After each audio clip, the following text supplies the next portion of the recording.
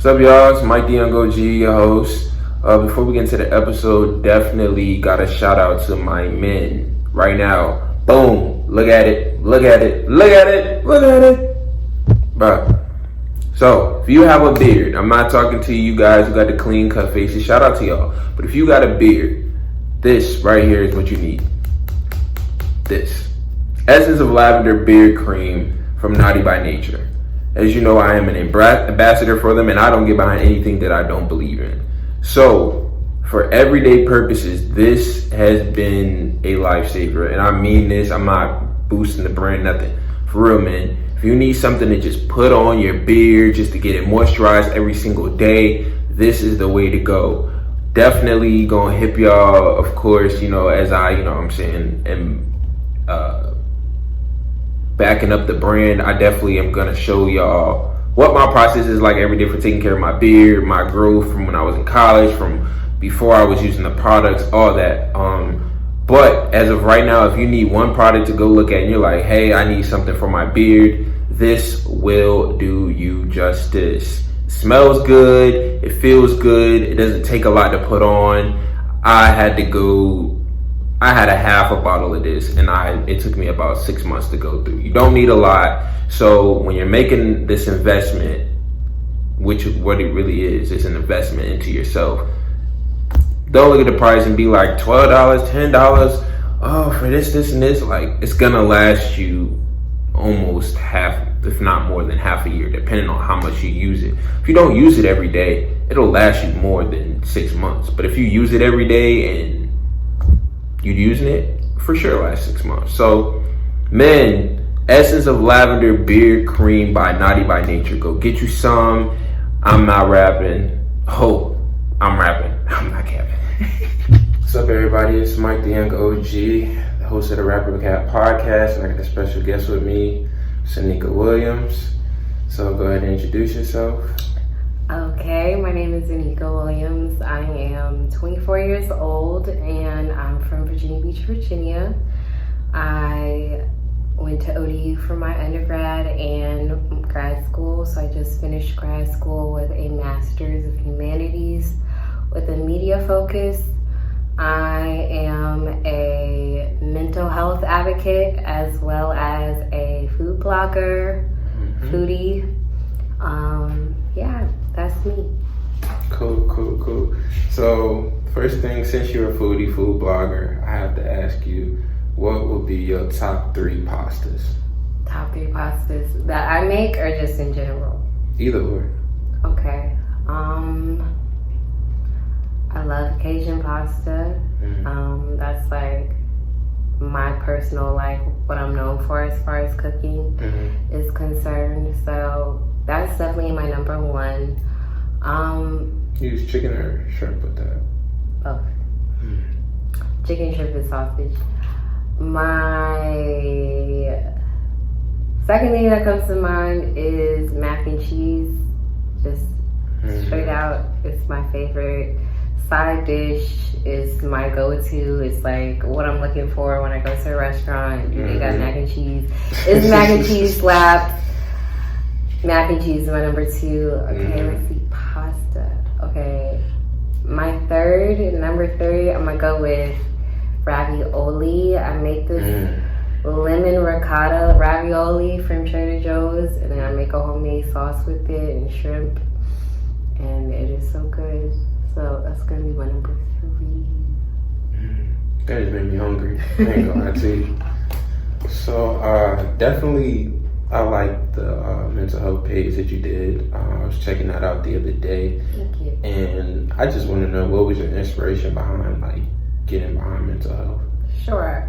So for my thesis, for my graduate thesis, it was a project. And I wanted to focus on small businesses and entrepreneurship through like pop-up shops. So my plan was to hold a pop-up shop for my project, but COVID happened, so I couldn't hold an in-person pop-up shop. So we pivoted to a virtual online pop-up shop.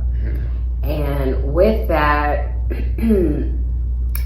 my thesis advisor was like, you need to really decide on like a theme or a topic for your pop-up shop, because like with school, like when you write a paper, you have to like, you know, do something. Everything has to be so specific. Like, oh, we need you to like talk about this one specific certain thing. So I was like, all right, I'll come up with a topic. And I wanted to come up with something that would be beneficial not only for me but for other people. So I chose that of mental health, because I feel like mental health is definitely getting better in the Black community as far as mental health, but I feel like it's still very undervalued. And I've seen it in a lot of Black families and Black culture, my own family. Kind of a lack of value of mental health. Like, we value our physical health, we value, you know, our emotional health, well-being, but we don't really value mental health as we should, and its health. So we should value all of it equally. So I just really wanted to create a platform for small businesses in the area that aid in mental health, Black small businesses, to be able to get their businesses out there and connect with the community, but also shed a light on this issue of the stigma of mental health in our community. Yeah. So how's your mental health been in quarantine then? Good and bad. I mean, you have your ups and your downs. I definitely, especially working on my thesis, I was tried a lot because I felt like a lot of people were, specifically like my family would be like, okay, what you doing? And I'm like, trying to get my master's, like, leave me alone. And I felt like that was a little stressful for me, but I mean, overall, I feel like quarantine has allowed me to kind of get in touch with myself and spend time with myself. I've gone on like trips by myself just so I can spend time with me and kind of just, you know, chill and learn about me more. And I think that's so necessary. So What'd you learn? I learned that I do like my personal space, and I think I'm a pretty cool person. I think I'm pretty dope. The more time I spend with myself, the more I'm like, wow, you know what? I wish I could find other people like me. In the most humble way possible, of course. Yeah. I don't know. I was able to, you know, test out ideas, think creatively, you know, just talk to myself in the car, you know, and I feel like those are some things that are necessary for you to do in order to grow as an individual. Right. So would you say, like, being that you're a cook, a foodie, food blogger, is that your escape, really, or is that just a hobby? I would call it an escape. I think people like to ask me, okay, how do you cook? Usually I don't cook without music on, so I'm having some sort of playlist on, and I feel like for me personally, some people don't like to cook, but for me it's an experiential good. Like, it's an experience. If I'm not rushed, like if I'm not like, you know, making something for somebody else, I'm just cooking for me, I'm able to, you know, unwind, relax, you know, take my time, prep my ingredients, think about how I want to plate it and everything. It's a process. It's a really beautiful process for me. And I forgot what your question was. I forgot too. But like, the way you talk about cooking, it's like how people talk about like their athlete or like they play instruments and all that. Like, what's your, I would say, what got you into cooking so heavy? Is that like a family thing, or is that just something you started to love for? So I loved the idea of food and like what you could do with it since I was a little girl. So I would used to watch like Zoom. I don't know if you know what Zoom is, but on PBS I would watch Zoom and like try to copy like all of the crafts they would do and stuff. And I told my mom when I was little, I was like, I want to own a restaurant. And my mom was like, my baby's going to own a restaurant and I can eat for free and blah, blah, blah. And so that was me for like my childhood. And then I watched a lot of cooking shows. So watching those, I realized how much pressure it is like in the back end and in the kitchen, you know, trying to get everything out on time, get your plates clean. I was like, not for me. Love food, but I don't think I want to own a restaurant anymore. And I grew up, and then once I got my own apartment, that's when I was able to kind of just stretch out and like, you know, just cook. And I realized, oh hey, I'm actually pretty good at this.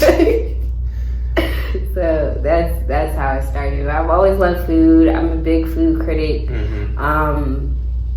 I was posting pictures of food before everybody else was, and people were like, why are you posting your food? I'm like, because food is beautiful. It's necessary. Okay, you need to eat food to survive, so why not make it, you know, the best you can make it? So, yeah, I've always had a passion for food in some sort of way or another. So, with that being said, what do you want to do with your food? Like, what do you do with it? Do you sell? Do you take orders? Okay, so I'm a bit of a free spirit when it comes to like the food world. So yes, mainly what I do is I cook, and I try my best to make it look nice, and I post it, and I just want to, you know, push myself creatively every time I cook. But I'm an entrepreneur at heart, so I've always found something that interests me or something I was good at, and I've found a way to make a profit of it. That's like what I did my whole time at ODU. So once I found out I could cook, once other people found out I could cook, people were like, oh, I want this, and I was like, all right, well, this is the price. So I do sell my food, but it's not like something that I necessarily push all the time. It's kind of like, if you know type of thing, and people hit me up and be like, can I order this? And I'm like, I got you. But I am working on kind of being more out about it. So I'm working on some menus right now, because it's been a while since I've dropped just a menu for people to order from. So I'm working on a new menu for people to order from, and this is probably the first time I'm like formally announcing this. And since I'm announcing this, I have to do it. It has to be done. Can't take it back now. But I'm working on a cookbook. So that's something that people have been asking me to do for about a year and a half or so, about 2 years. So I'm going to go ahead and do that. So I'm excited about it. I am one of those cooks who cooks with no measurements.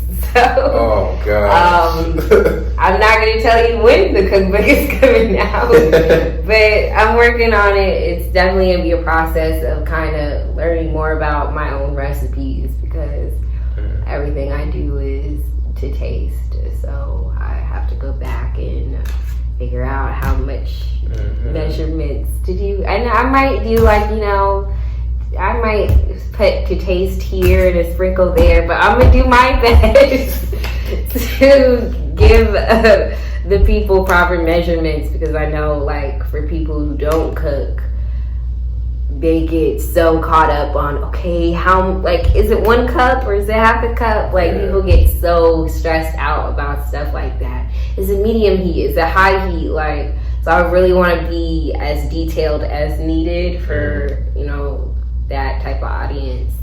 But yeah, I'm excited about it. I'm like in the process of figuring out what recipes people would want, or what recipes to put in the cookbook, so we have a nice balance. So yeah.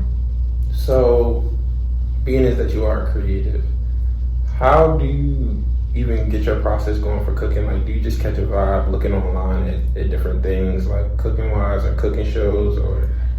So it's crazy because I do not watch cooking shows a lot, like I used to. Mm-hmm. I used to watch cooking shows really heavy and be inspired, but that was like not even when I had the capabilities of cooking in my own place. Mm-hmm. But I just found a cooking show on Netflix that I don't remember the name of, but I just found it like yesterday, and I'm like, dang, it really like sparked my fire all over again to be inspired to do stuff. Mm-hmm. But usually I really, there's no telling when I catch an idea. Like I could be driving down the street and like pull out my phone. Don't do that. But pull out my phone and like put it in the notes like, oh, I should make this. Or like I'll get inspired by like, okay, there's some mangoes at the store. Really, I'd be at the store just freestyling. Like I'd be like, oh, I can, yeah. I will make up whole like plates and dinner ideas at the grocery store. I go to the grocery store maybe 2 to 3 times a week. I know it's a lot. People ask me what most of my money goes towards food, and I'm not mad about it because it's what I do is food. So I mean, I got an excuse like I have to buy food because But yeah, I spend a ridiculous amount of money on food. It's crazy. But yeah. So then what's your specialty? Like, do you have like a certain thing? Like, is it seafood? Is it Italian? Is it soul food? I love spice, which is wild because nobody in my family likes spicy food but me. But really, shrimp and grits is my like number one comfort food. It's my number one just thing, period. So like someone asked me like, okay, what should you make for me? I'm like, all right, I'm gonna make you shrimp and grits. It's something that a lot of people don't like grits necessarily, and then shrimp and grits is something that's done differently, different places. So it's like I like to call myself a shrimp and grits connoisseur. So if I see it on the menu, unless there's something else like that catches my eye, I will go to a restaurant and I will try their shrimp and grits so I can judge. So I've tried so many shrimp and grits, Virginia and North Carolina and Texas, and again, with the most humility possible, mine is top 2. I'm not gonna say not number 2, but mine is top 2. So, shrimp and grits is definitely like my number 1 everything for just in general.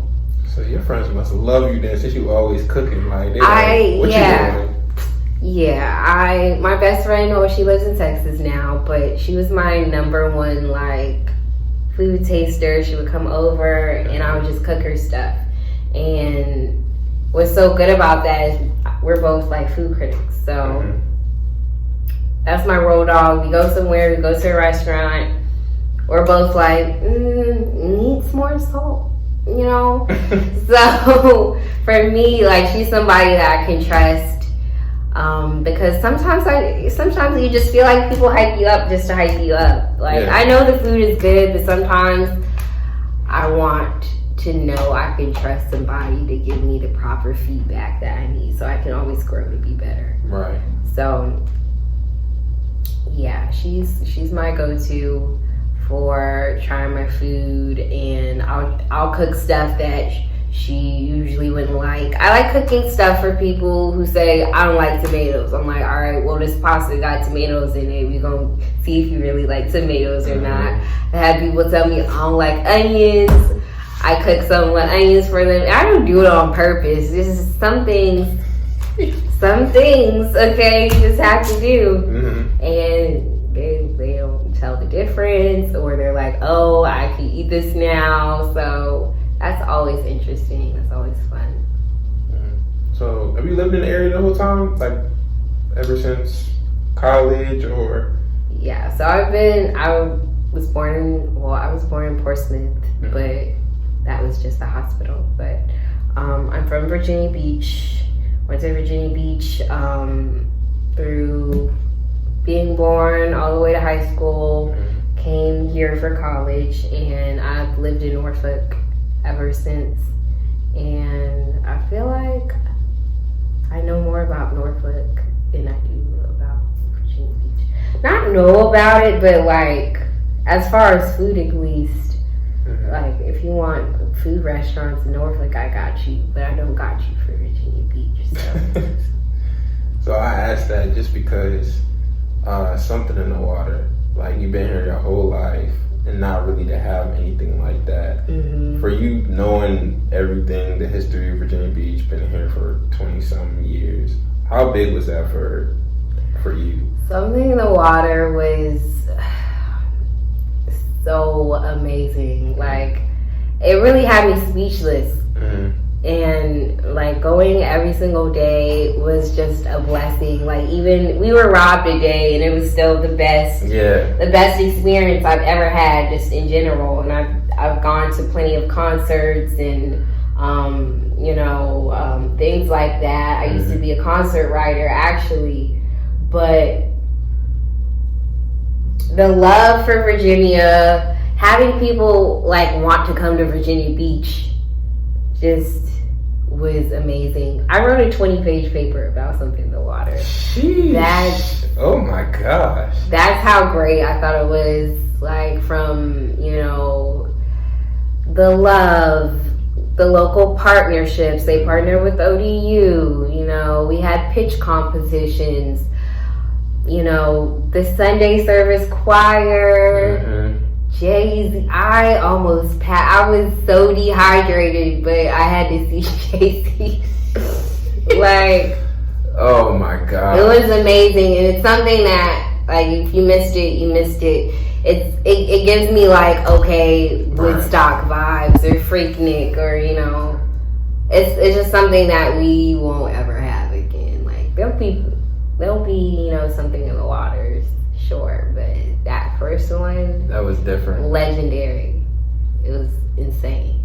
Were you like hip to all the little things that were going on? Like, did you know there was Adidas meet or camp or whatever that they had in Virginia Beach during the time, and that Beyonce was going to be there, and that everything was it was like a complete wonder because he announced it like months before it happened. And everyone's scrambling to figure out, like, whoa, like he's been planning this whole time. Yeah, it was insane. it's like being a Virginia Beach native, like you trying to like talk to people, like you know about this. Yeah. Like, did you hear it? Like, yeah, insane. It was great though. Yeah, I knew it was gonna be crazy because literally like right before it happened, I was moving right back home from Norfolk. So I was like, dang, this would have been perfect.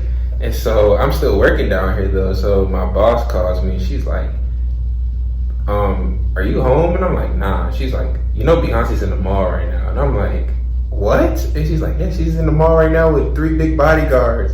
And so she goes downstairs. She's like, look, like she's right there. I was like, bro. And then just to have, Pusha T, like that owns Cream and all that, like he was there and they did all that they were doing to give away. I thought that was the best thing I ever been a part of, like in Virginia, I should say. I was so mad I could not get to Cream and get the free Bruh. I was so hurt. I was like, come on, man. Like, I got the wristband. It's right here. They sold out or you got there late? I got there late. I was like, oh, I'm going to still try anyways. I pulled up the Cream. They're like, yeah, we gotta go. Yeah, it was crazy. And then a full circle moment, I ended up being able to work with something in the water not too long ago. This past September, I did their conversation series. So I hosted one of their conversation series on their Instagram Live. And that was so cool. I was like, that's cool. it was great to work with a organization and institution that I've been like praising for so long. So that was a cool little full circle moment. How did you get involved with that? Because that's big. So my friend hit me up and was like, I think I can get you to host one of these conversation series. I was like, yeah, okay.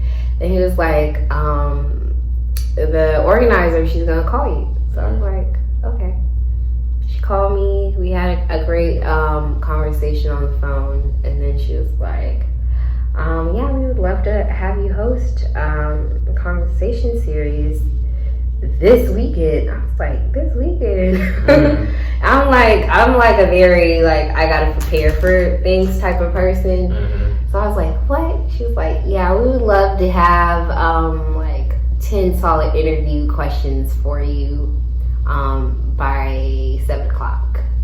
And it was like 5 o'clock at the time. And it was my birthday. Oh. And I was at Sandbridge at like a beach house with my cousin, like straight chilling, okay? And I'm on the balcony. I go inside, I'm like, all right. Like I'm doing my research on, trying to figure out like what type of questions to ask, like what do people want to know. I interviewed Quinell Holder from Medium Creative Agency, so getting to know him a little bit more, utilizing my resources in the 7-5, and then yeah, it just happened. Dang, that's dope though. Yeah. So, dude, how did you feel then this past year when it was supposed to happen and it didn't happen once COVID hit? I didn't think it was gonna happen. Everybody was like, it's gonna happen, it's gonna happen. And I was like, I hadn't bought my tickets yet, so I was like, I didn't waste my time type of thing. But yeah, I had this feeling, like even before COVID, I had this feeling like, hold off, Anika, like don't buy your ticket yet. So I didn't, and worked out. Wow. So you weren't like me and a bunch of other people that like, man, give me my refund. Yeah, a lot of people were like, I gotta buy the tickets now. Like as soon as Something in the Water ended, I seen people like, oh, I'm booking my hotel for next year. I'm like, it hasn't even been announced yet. Like, calm down. But yeah, it was great to see like the community come together and see College Beach weekend, which has such a negative connotation, come out to be something so positive. No one died, nobody got shot. It was really a great time. For sure. And like you said, no violence. Like that was the biggest thing, because a lot of people were saying, Virginia Beach can't have anything nice and all this other stuff. And it was just like, man, now look at us like, or not us, but now look at Virginia Beach like Broccoli Fest was that weekend. And I feel like Something in the Water was bigger than Broccoli Fest. And I wanted to go to Broccoli Fest really bad. So when it came out, I was like, that's whack. But I was like, I want to see J. Cole. But I was like, the culture. I had to be here for Something in the Water. The very first Something in the Water. I had no idea what to expect, and it reached beyond all of my expectations. Yeah. How were you on from the first moment you saw the lineup, or was it like, all right, so and so got added, I'm gonna get my ticket? When I seen the initial lineup, I was like, this is bananas. It was like literally one of the best lineups I've seen for a festival. And for it to be the first festival, some people, and maybe it's just because my taste in music a little different from some people, but some people were like, hey, this lineup's alright. I'm like, are you kidding me? Like, y'all not looking hard enough. But yeah, I was really vibing with the lineup. I was vibing with the name of the festival, like Something in the Water. Something that we're known for, like, okay, we got these athletes, we got these musicians, there really must be something in the water. And I feel like the creative culture here is so dope, but it's not really tapped into. Yeah. And how a lot of people just think of the Recording Academy as, you know, the people who decide the Grammys, but there's so much more to it. Right. So, and just like being a creative in general and, you know, working with people and stuff. So I thought it was a pretty valuable conversation. So how is being a creative in Virginia? Because I always like to ask a bunch of different people who are in like the same kind of realm, like what is it like being a creative in Virginia and comparing it to everywhere else, like New York and Cali and Atlanta? Well, I will say that you're going to get different answers from whoever you talk to. For sure. I feel like Virginia has a lot of people in it who go hard for Virginia, ride for Virginia, and then there's a lot of people there who just are like, I don't want to be here. And that's understandable, especially if you've been somewhere your whole life. You're like, okay, I want to leave. But I also feel like there is a good chunk of people who complain that we don't have a scene, or we don't have a culture, we don't have this, or we don't have that. But they didn't try, they don't know about it, or I'm one of those people who like, all right, if I don't see it, I'm gonna do it type of thing. So I've always been that person like, oh, okay, you're complaining that there isn't this, why don't you create it? But yeah, I feel like there's a lot of people who just haven't tried to tap into the possibilities of what, you know, the 7 cities have to offer. Norfolk, Virginia Beach. There's a thriving culture here. There's a thriving arts culture, thriving music culture. Yeah. It's been amazing.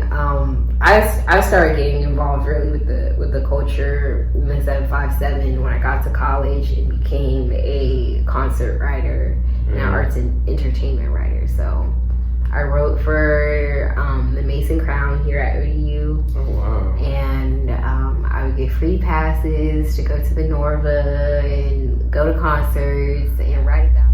Dang, so you've done a little bit of everything like already. So what you would know, being that you're from here, what do you think the downfall for Virginia creatives is? Like, why isn't Virginia seen as like an Atlanta or a New York? Is it because we don't work together, or is it just because?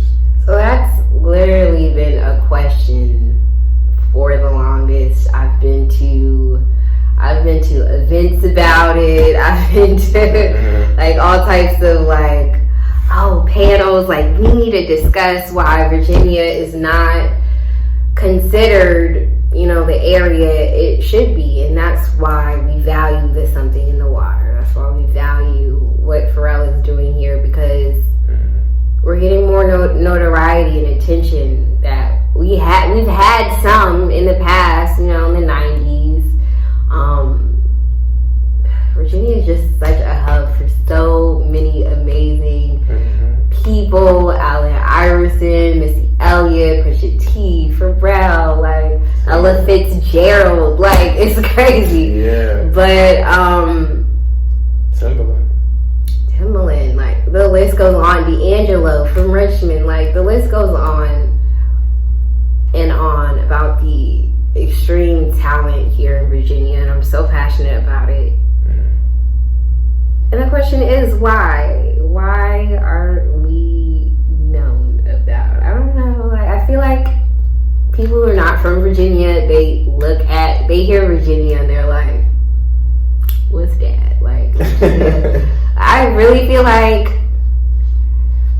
if I said Montana, you'd be like, Montana? Like, ain't nobody doing anything in Montana. Nobody's doing anything in North Dakota. Nobody's doing anything in Rhode Island or Nebraska. That's what I feel like people think when they hear Virginia. They're like, what could possibly be in Virginia? And we, time after time, show you what it can be, what can come out of Virginia. And I don't know. I do think there is, you fact that a lot of people want to leave here and they don't necessarily come back, or they don't necessarily feel like Virginia could be in Atlanta, or Virginia could be, you know, the next big place. People from Virginia are like, yeah, I gotta get out of here mentality. It's that I gotta get out of here mentality. Instead of everybody wanting to stay here and build here. I know plenty of really dope local artists who have moved to New York, moved to California, and understandable. I would do the same thing if I were in, because that's where the opportunity is.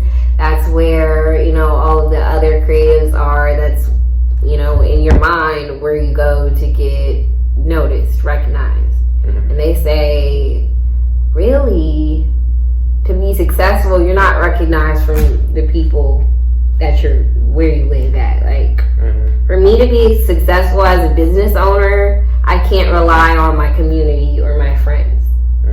I have to rely on outsiders to be interested in what I'm doing. And if you feel like nobody is interested in Virginia, there's no outsiders who can be like, oh, I'm looking for this person. You go somewhere else to, you know, be successful. It has been a debate. It has been a question of how do we get people not only wanting to stay here, but getting outsiders interested in what we're doing, because what we're doing here is insane. It's amazing. I don't know. So, like, two-part question with that. Like, so how do you feel, for one, not to go back to something in the water all the way, but, you know, Trey Songz tweeted that he wasn't invited, and Chris Brown was the only way that he was able to participate.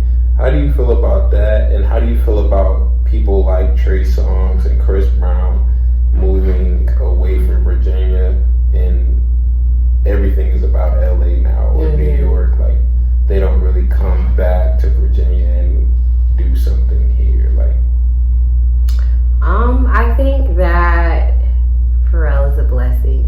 People like Pharrell are a blessing, and he's done a lot of work for the area. And he like constantly, like, a private school in Norfolk, like, that's so dope. But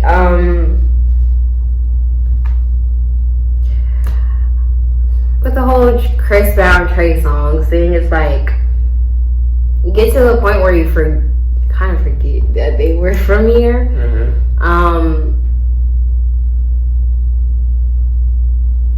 don't know how I feel about that. It's like you get to such a level of success that things can kind of be cloudy, and especially, like, say you start a family somewhere else, like you're in LA. But I mean, for me, community has always been super important.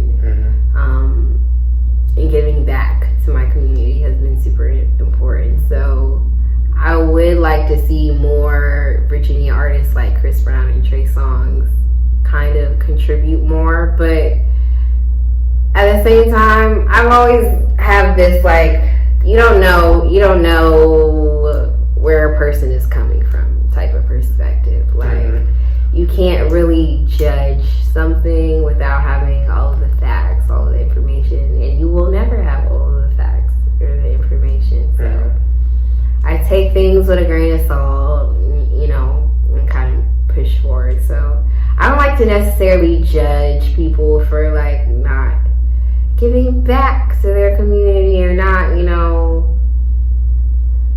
I want you to at least, you know, be proud of where you're from, or, like, represent where you're from. It would be nice to, like, hear that a little bit more. But I feel like they've done that. I feel like they've represented Virginia, but could it be more? Yes, most definitely. Most definitely.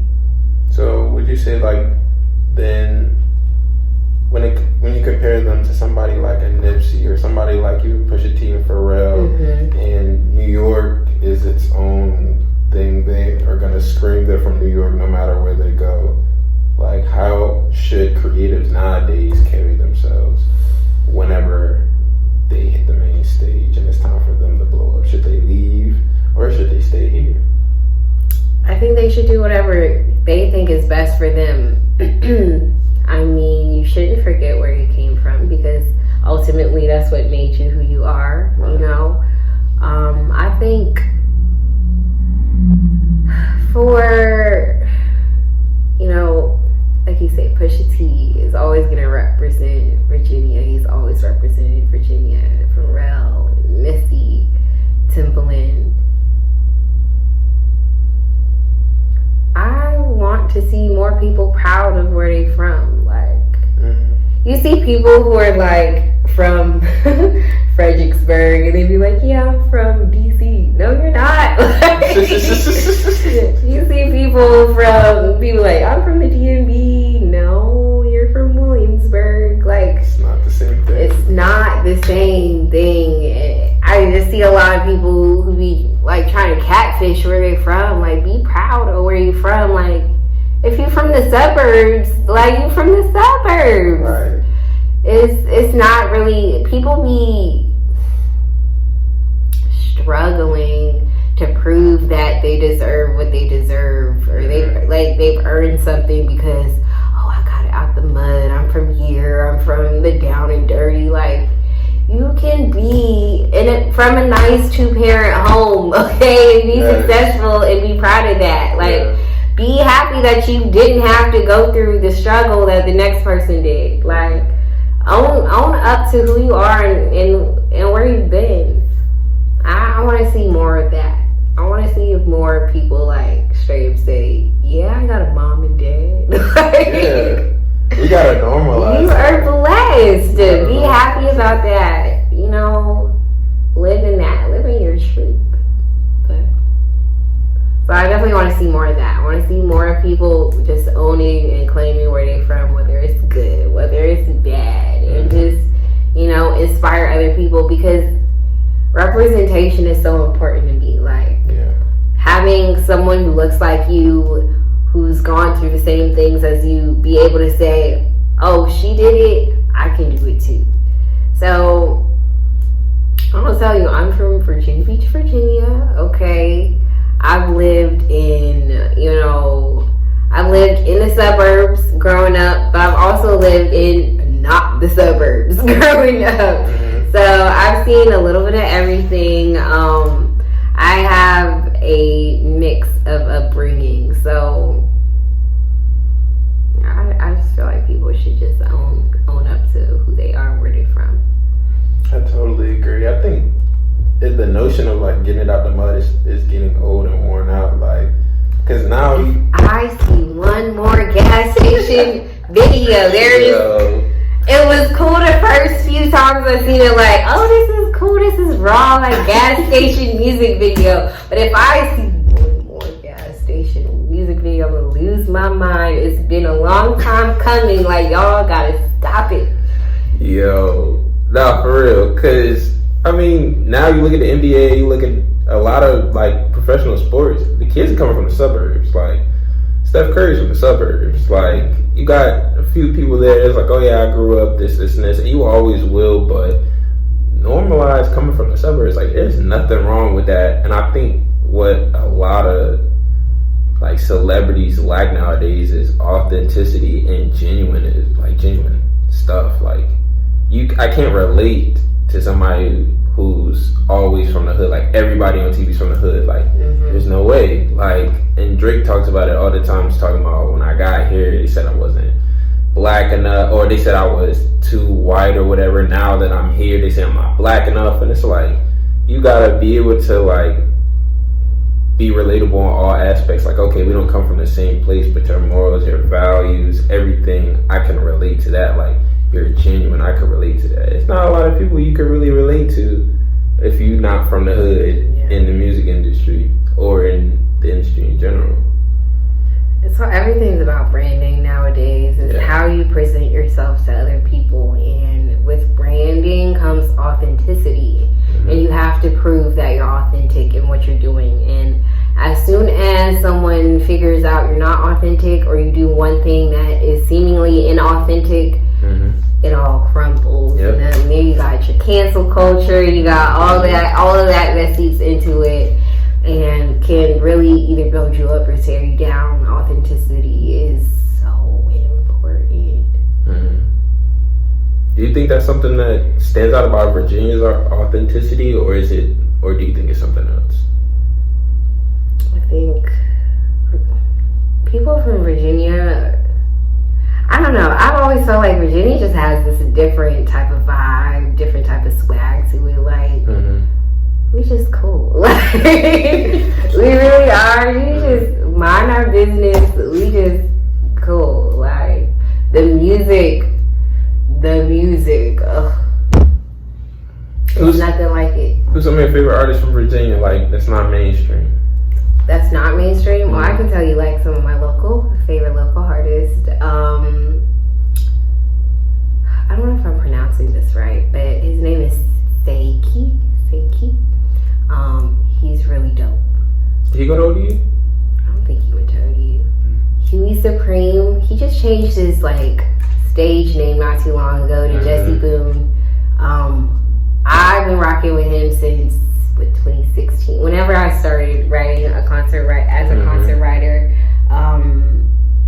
he was one of the first people that I interviewed. Aldom's, Huey Supreme, Aldom's, Era Hardaway. There's some like really Scoozy,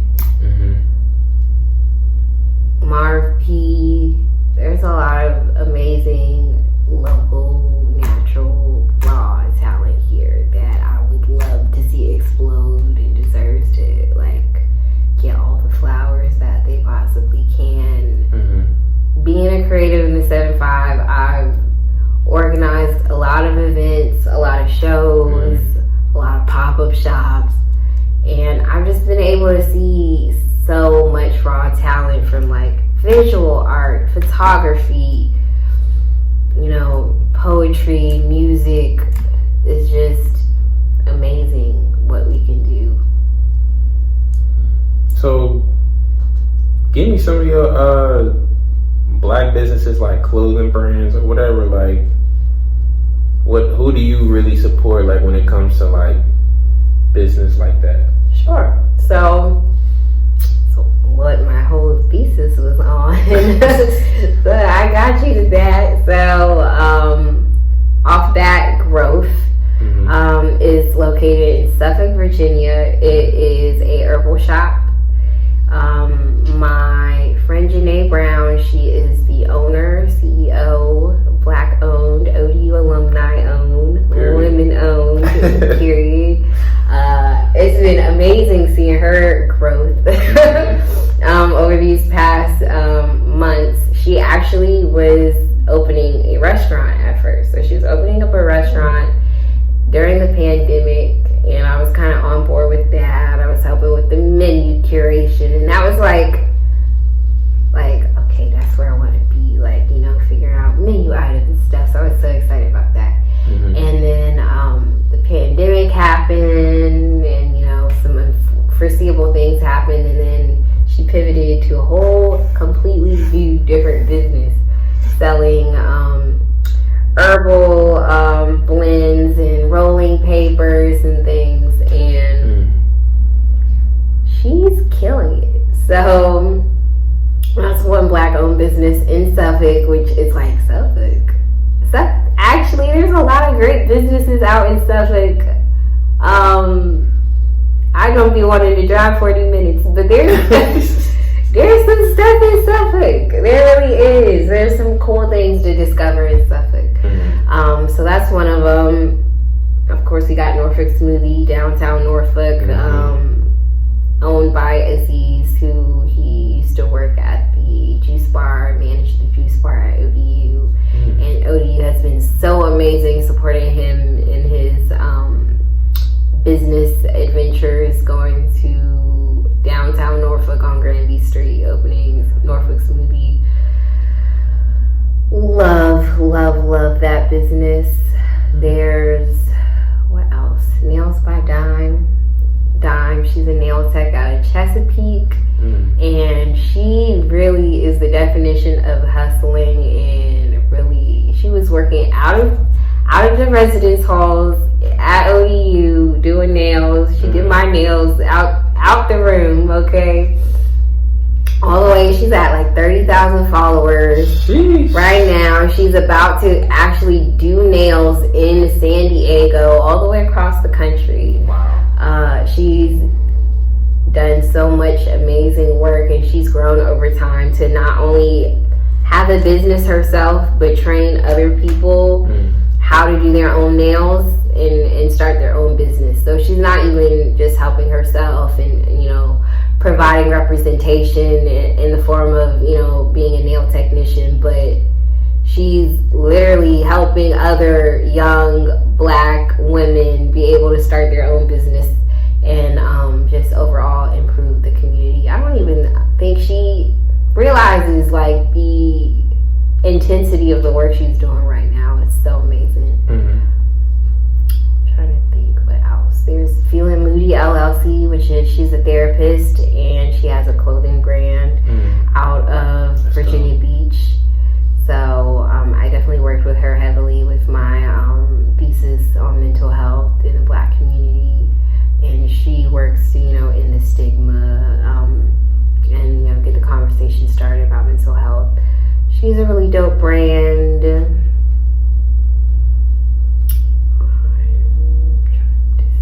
What's a brand that you wear, like regular streetwear, like that you supported? Like local brand? Yeah.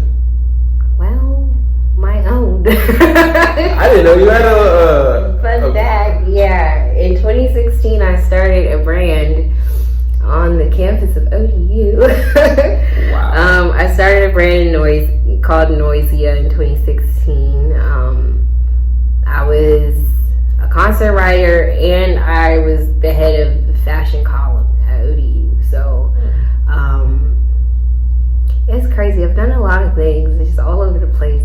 But yeah, so I was the head of the fashion column. So I would like stop people on campus, take their picture, ask them about their style, and then I would also just write about like whatever style trends was going on during that time. But at that time, because that was so long ago, Dad had to like just became like popping, like everybody's wearing a Dad. Nobody was wearing a hat before this, I promise you.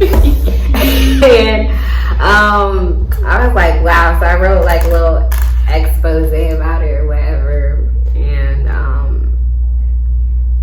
I wore hats so much back then, like it's crazy. I don't wear hats like that now, but I wore hats so much back then that people were like, dang, like. And I always had like so many ideas, and I've always wanted to, be an entrepreneur and start my own businesses and stuff. So I got a credit card, and my first purchase was my first order of hats, and I started my hat brand in 2016. And yeah. So where's that at now?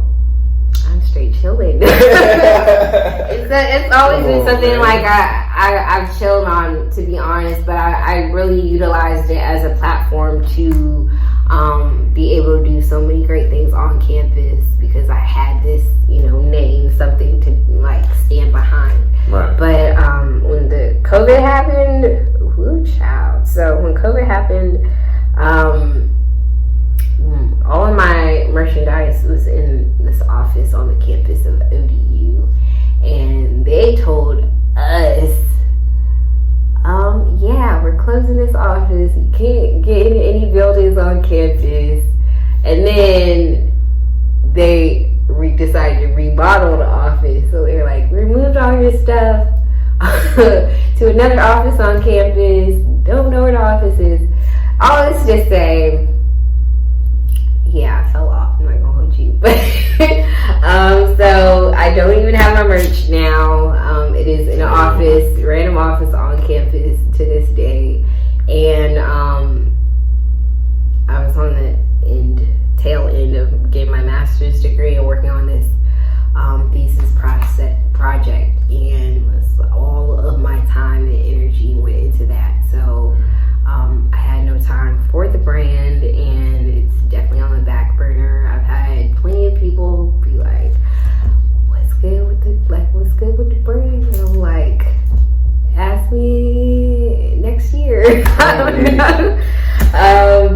it's not something that I'm abandoning or anything.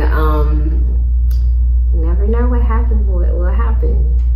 I'm gonna leave it at that. But yeah. Yeah, we just gonna stick with the cookbook. Don't put too much on you. Yeah. Like I've always been someone who's loved so many things and been interested in so many things. So my hand is always in 3 pots at one time, and it's a blessing and a curse to be a woman of many hats. Yeah. So last question, what are some of your goals then for 2021 concerning your business? Sure. The question is what business? Okay, but my goals for 2021. So it is 2021 is almost over, which is wild. Crazy. I obviously just graduated from OU with my master's, so I'm currently in the process of being like, whoa, I've been in school my whole life. Like, what do I do now? And so I'm looking for a position currently, you know, so I can work in the real world. I've been working in the real world. I've been out here. I've been a project manager for entrepreneurial series. I've been working with entrepreneurs this whole time, but it's time for me to, as much of an entrepreneur as I am, I want to work for somebody else just for a little bit. Just to, you know, get my toes wet. So that's what I'm doing right now. Is I'm looking for positions, and I'm currently cooking, and more cooking in between that. People have remembered that I do this for money, so people have really been hitting me up lately, which I appreciate because hello, bills gonna be paid. Okay, these bills did not go nowhere. So, but as far as my goals, definitely the cookbook. The cookbook,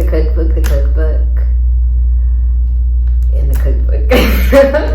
I am working on getting my passport. I really want to, I do a lot of traveling in the United States, but I want to travel out of the country. I haven't actually not traveled out of the country yet. So that is one of my goals for 2021 is to get up out of here. And to actually go through my notes. Like, if I go through my notes right now, I have way too many. I hope they don't look as bad as mine do. I don't know. I might beat you when it comes to the notes. I have, does it tell you how much? 1,220 notes. So I'm always writing something down. I always have tons of ideas. So I've always said, like, go through your notes. Go through your notes. So there's probably $1 million idea, like, from 2019 just chilling in my notes. So that's something I really want to go through. But yeah, we're going to stick with cookbook. I'm going to try to get that done. I want to get some passive income coming in. So, you know, I'm be like, oh, yeah, I just made another $20. Like, that's what I really want to get accomplished. Good. It sounds good. We're going to be looking forward to that cookbook for sure. It has to get done now. No choice. Oh, for sure. I have spoken out loud. It has to be done. So it will be done. For sure.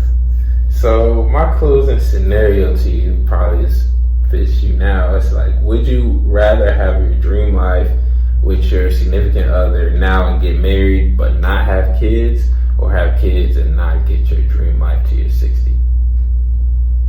So will I not have kids ever? Never. Never have kids. Never have kids, but get everything that you want. Boy. Okay.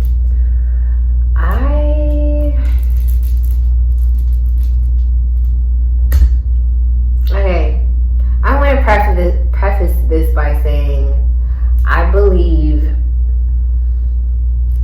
in spending time with your partner and being able to enjoy each other for a strong period of time before even thinking about a child. Okay? Right. So kids are all the way over there in my mind right now. I'm going to take the first scenario and not have kids as ridiculous as that sounds, I do want to have children. I do want to have kids, but you can have kids in other ways. You can adopt. You can. I have nieces and nephews, so it's interesting. My brother and sister are 10 and 12 years older than me, so my nieces and nephews are part my kids, part my little brothers and sisters, because I'm the youngest. I don't have a little brother or sister. So yeah, part of me feels like I'm that auntie who don't have kids right now. Like I'm the not that rich, but I'm the rich auntie that don't have kids and be like, taking them for ice cream and stuff. And buying them Chipotle and stuff, but so that's currently who I am. That is me. I just don't have an Ultima, but that is me. So yeah, I'm definitely gonna go with the first scenario. Oh wow, I was not expecting that. Yeah. I don't know. I want to have kids, but I might not. Who's to know? Yeah, you never know. You never know. Well, I appreciate your time. Thank you. Really, it's been an amazing experience, especially hearing all your backstory of Virginia and for Something in the Water. I had no idea they were even doing as much as they were doing. A lot. I thank you for having me. I don't get to talk the way I just talked just now. I felt like I was talking a lot. But yeah, this is fun. I love good conversation. I like conversation that has, meaning and understanding and critical thinking and questioning. You asked some questions where I was kind of like, dang, what should I say? Like, I don't want to say the wrong thing. But yeah, so this has been dope. Thank you. Sure, we gotta get you back on here sometime soon. So it's another episode of Rapper Cap Podcast. I'm the host, Mike the Young OG. This is Anika. You can follow her at Nika_DENELLE.